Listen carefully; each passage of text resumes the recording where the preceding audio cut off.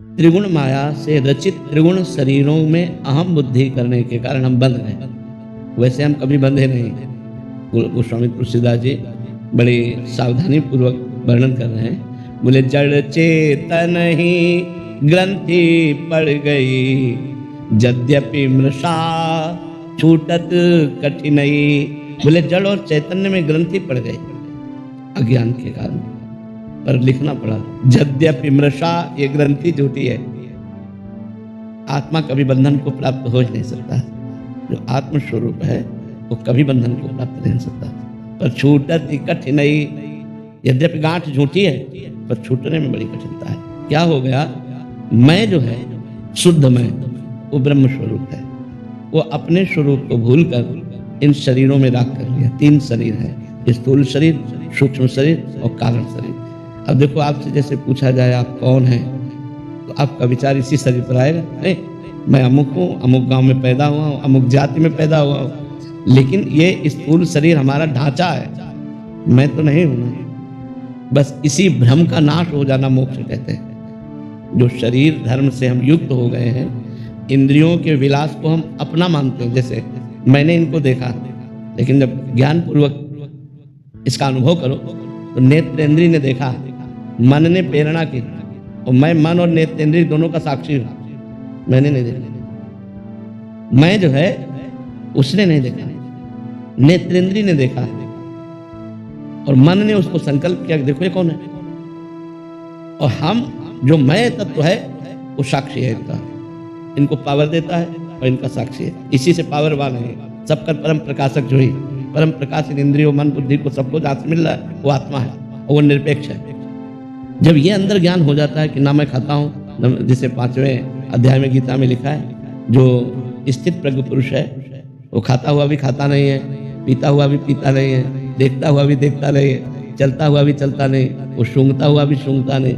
मतलब कैसे सूंघ रहा है, लेकिन कौन? घ्राणेन्द्रिय। इसका अनुभव कौन करा रहा है? मन। मैं तो हूं नहीं, इसमें मैं नहीं है। तो जहां वो अहंकार रहित, देहाभिमान रहित हुआ, अपने स्वरूप में स्थित हुआ, मुक्त पुरुष था, मुक्त पुरुष है और मुक्त रहेगा।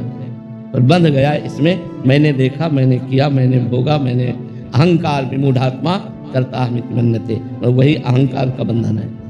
साधना के द्वारा इसी भ्रम को मिटा दिया जाता है। वो जीवन मुक्त पुरुष होकर अखंडानंद का, परमानंद का अनुभव करता है अपने स्वरूप में। पर छूटती कठिनाई, बिना गुरु कृपा के, बिना साधना के ये बात नहीं आएगी। गुरु कृपा से साधना मिले और खूब हो, तब धीरे धीरे खुद अनुभव होने लगता है मैं देह नहीं है, ये देह हमारी पोशाक है। जैसे आप कुर्ता पहने हो तो आप कुर्ता तो नहीं हो, कुर्ता पहनने वाले हो। ऐसे मैं शरीर नहीं हूँ, शरीर को स्वीकार करने वाला हूँ। अस्वीकृति कर दो, खत्म हो जाएगा। अब मैं शरीर नहीं हूँ, एक चाटा लगा मानो तो दुख तो होगा ना, पर ज्ञानी को चाटा का दुख नहीं होगा, दर्द होगा, पीड़ा होगी, दुख नहीं होगा। क्योंकि पता है ये शरीर है, इसका प्रारब्ध हो गए, तो इसको थप्पड़ पाला तो थप्पड़ पा लिया, और पूजा पा ली तो पूजा पा लिया। ना उसको दुख है न सुख है, वही जीवन मुक्त महापुरुष है। एक चंदन लगा रहा है और एक अपमान कर रहा है, दोनों के प्रति समबुद्धि है, वही महात्मा है, वही जीवन मुक्त पुरुष है। तो मोक्ष का तात्पर्य है, जैसे काम वेदना आई तो किस पर आए? आप पर कभी नहीं आ सकते। काम, क्रोध, लोभ, मोह, मद, मत्सर, इनका प्रभाव आत्मा पर नहीं है। हाँ, इनका प्रभाव अंतःकरण पर, सूक्ष्म शरीर। जो सूक्ष्म शरीर है उसमें जो आम है, सूक्ष्म शरीर में 4 अंतःकरण के मन, बुद्धि, चित्त, अहंकार, उस अहंकार में बैठे होते हैं। मैं भोगूं, मैं देखूं, मैं चखूं, ये जो इच्छा प्रकट होती है तो उसमें होती है। तो जो ज्ञान का साधक होता है वो देखता है कि अंतःकरण में स्फुरणा हो रही विषय की, वो उसे देखने वाला बनता है, तो उस पर वो ना सह गया। अब जो जलन हुई वो भी अंतःकरण में हुई, अपने में नहीं हुई। यहाँ हम सब अपने में मानते हैं। जैसे मेरा मन कहता है ये चीज खाऊं और वो ना दूं तो जलन पैदा करेगा, अशांति पैदा करेगा, तो हमें लगता है यार खा लेते हैं तो शांति हो जाएगी। बस यही बंधन है, यही बंधन है। अब वो मन बलवान हो गया, दूसरी बात दूसरी चीज कहेगा, तीसरी बात तीसरी, ऐसे जन्म के जन्म होते चले जा रहे हैं हमारे, और हम न मन को शांत कर पा रहे हैं, न इच्छाओं को मिटा पा रहे हैं, न शरीर राग मिटा पा रहे हैं। यही बंधन हमें पुनरपि जननम पुनरपि मरणम में डाले हुए हैं। अब गुरु की शरण लेकर जब हम भजन करते हैं और अंदर ज्ञान विज्ञान उत्पन्न होता है, विवेक होए विवेक मोह ब्रह्मागा, तब रघुवीर चरण अनुरागा, तो फिर सब बात बन जाए। तो भजन करो और संतों का संग करो, शास्त्रों का स्वाध्याय करो और सहना सीखो। गर्मी सर्दी बरसात भूख प्यास काम क्रोध लोभ मोह मद मत्सर, जो सहन कर गया वो महात्मा हो गया, जो टूट गया वो विषयी हो गया। यही खेल चल रहा है, सहन कर लो, मन की पीड़ा को सहन कर जाओ।